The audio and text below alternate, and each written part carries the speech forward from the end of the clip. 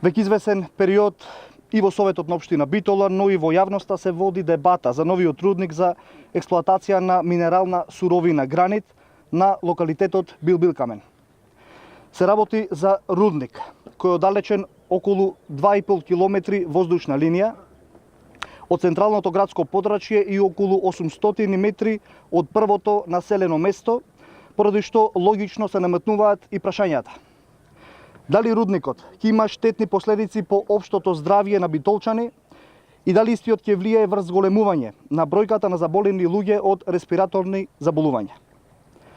Дали е направена соодветна физибилити студија, а доколку студија има, зошто истата не е доставена на увид на советниците во Советот на општина Битола? Дали сообраќајното решение е соодветно со оглед дека рудникот излегува на магистрален пат, кој во иднина е планиран за експресен пат?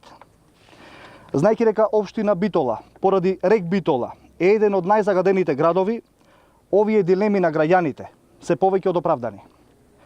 Бидејќи сите овие прашања се отворени, а знајќи на кој начин се добиваат дозволи и концесии кога ВМРО ДПМН е на власт, бараме од компанијата Стентон Градба и Друштвото за производство, трговија и услуги Стентон Увоз Извоз, како и од општина Битола, во најскоро време да приложат соодветна документација и испитувања со кои ќе го потврдат влијанието на рудникот врз околината.